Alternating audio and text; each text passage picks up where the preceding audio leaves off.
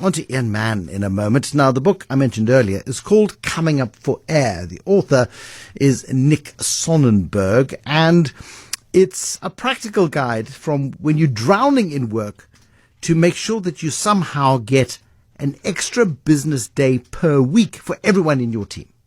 Imagine that, how much more efficient you could be. We've done the 4-hour work week, the 4-day work week, and all of the other hippie ideas of what it is to be efficient and get the best out of your team. But imagine actually working 5 days a week, but effectively getting 6 days of work done. And that's what this book is about, ensuring that you really maximize the opportunities and working efficiently and cleverly in your business, and not working simply for working's sake. That whole idea of looking busy and being busy. And you say to people, so how are you? Oh, I'm so busy.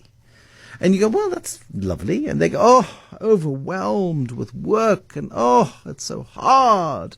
And immediately begin to question whether or not they're having any fun at work and whether or not they're being effective at work, because you can be very, very busy and completely ineffective. Ian Mann, our regular book reviewer, the managing director at Gateways Business Consultants, talked to me about Come Up for Air by a man called Nick Sonnenberg.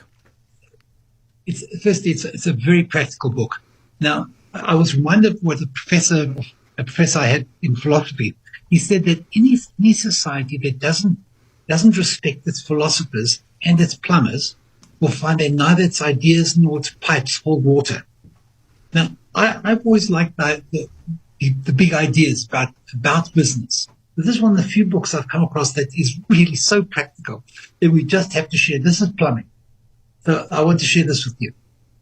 What Nick Sonnenberg comes up with, he says there are many teams that are made up of superstars, but they can't win games. And the reason for that is that they're simply not operating as a team. He says if you're in business, there's 3 parts to the team, to operating effectively as a team. One is you've got to communicate, you've got to plan, and you've got to have a resource framework. So I want to give you highlights for each one of these, because I think that there's really good stuff in it. Let's just start with the first thing about communication. We need to identify when communication should happen and how it should happen. There's 2 types of communication, and we all suffer. One is called push communication. The other one is pull communication, or more technically synchronous, happening at the same time, or asynchronous, happening at different times. When I've got ideas I want to transfer to you, I'd like to get them off my desk as fast as possible. Easiest way to get them off my desk as fast as possible is to tell you about them right now and expect you to listen to them right now. What I do is I will phone you, tell you about it, call you to a video conference, call you to a meeting in person, and tell you whatever it is, and discuss it with you. Most of that does not have to be done in real time. There's also asynchronous, which is out of time. There are lots of ways in which I can communicate effectively asynchronously. I can send you an email, I can send you a text message, I can send you a video message, voice message, all sorts of other ways. What's the beauty? The beauty is that when you are good and ready, you can listen to it. Not everything has to happen at the same time. Clearly, there's a place for synchronous communication. And I'll just give you one quick example. Very often, we need face-to-face or in-person or immediate communication, preferably face-to-face, where I can see and hear what you're thinking. I don't know if you've ever had the experience, because I certainly have.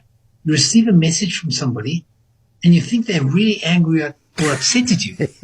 And when you ask them, they say, no, nothing's wrong at all. I had to tell you something. And I think that we need to differentiate between synchronous and asynchronous. The fact that I've got something to tell you now doesn't mean that I'm not going to be disturbing you now, and besides which you don't need to know. So that's the basis, I think, of the communication parts that he's talking about. It's astonishing, isn't it? I mean, when you've got a team of people, and particularly if you're managing multiple people, or there are multiple people in your team, if you don't get the right tone and you don't get the right message delivered at the right time, you have people going off in all kinds of weird and wonderful directions. Sorry to interrupt, but it's just, it gets very messy very quickly. But what happens also is we interrupt people. Interruption is really, really serious. The reason why I say interruption is so serious is because the studies have been done on people in flow. Flow, it's not mystical. It's basically I'm in the moment now. I'm preparing my presentation now. I'm working on this calculation right now, and it's going really well.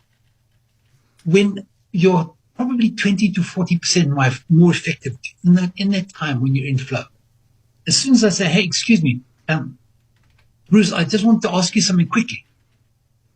My pen down, I look up at you, and you tell me something, right? Maybe it's important, maybe it's not. It can take up to 23 minutes for me to get back to where I was before when I was in flow. That's an extraordinary waste of time, and we do that all the time.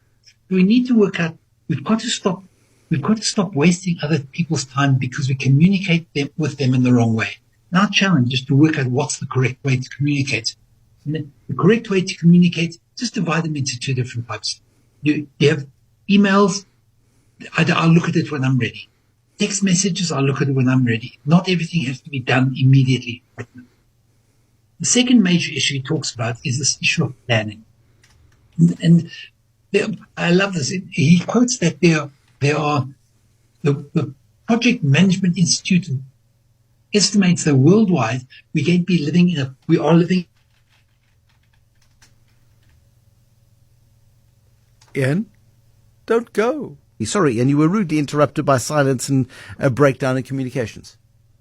Yes, just move on. The third part he talks about is planning, and planning is actually critical because planned well, we make money. Planned poorly, we lose money. And about 71% of all projects they estimate are done terribly. Yes. One of the key aspects of planning is the idea of organizing meetings properly. Now, I think one of the things that is very important, he spells out very nicely in the book. It says we've forgotten how expensive meetings are. And if you ever want to scare yourself how expensive meetings are and how unproductive, just do this little calculation. Look around the people in the room and ask yourself how much do you guess that they are earning. Is it R500,000 a year, 2 million rand a year, whatever? Then you divide that by 2,000. If you divide that number by 2,000, you're getting more or less their cost per hour. Then you say, well, okay, we're going to be in this meeting for an hour. There's 6 people around here. How much is that costing? And when you look at it like that, you start saying, this is absolutely insane. Is this meeting really worth that much money? And the answer almost always is no, it's not. So what you need to do, you need to change meetings in whichever way you can. One of the ways in which you can change them is saying, look, I think we can cut this particular meeting out entirely. Or you could say, we don't need all 6 people in the room for this particular meeting, or all 10. We don't need this meeting to last as long as it does. It can last shorter. And we don't have to have it as frequently. Now, just by looking at that calculation, looking at meetings as an ineffective way of communicating and paring it down to what you actually need, what you can afford, and you probably put it in perspective. Tim Cook always talks about how the longer the meeting, the less effective it is. I think we all have that sort of experience. Would you support the Elon Musk approach where you're invited to a meeting, you come into the meeting, it's not relevant to you, so you get up and leave, and that's deemed to be okay in Musk world? I quite like that idea. I think so too. I think so. Lots of people have done a lot of interesting work on meetings. I know that in Amazon, they presume that you haven't read the pack before you walk into the meeting. So if meetings start with people sitting down and silently reading for 20 minutes. So when you're there, you don't fake that you've read the background of the meeting, you're reading on the spot. I think we need to look at all sorts of ways we possibly can to get our meetings right. One last thing. One last thing. Sorry? One last thing. He talks about resources. Whenever, I don't know how many times people phone you and say to you, Bruce, where can I find this information? How can I do that? What would happen if you took all your resources and put them in some sort of box that's available to everyone? There's 2 types of, you might have static information and dynamic information. And you put it onto the box and you load it there. And because you've loaded it there, people stop. I've done in my own company. It was absolutely marvelous. People don't phone you for stuff that they can find themselves now. And most of that stuff, and obviously you can layer it and put who can see what, but building up a repository is extremely important. And the analogy that he uses, I think, is so good, and I'll end with this. If you take all your washing out of the tumble dryer and you shove it in the cupboard, it's quick because you take it out, boom, in the cupboard, close the cupboard, everything's done. If you had to fold each garment neatly, it has two advantages. When you're trying to find it, you'll find it easier. And when you find it, it won't be creased. And my feeling is that the effort that goes into creating a resource box, all the things that people don't have to interrupt each other all the time for things which they'll be able to find in the box, is a wonderful time saver.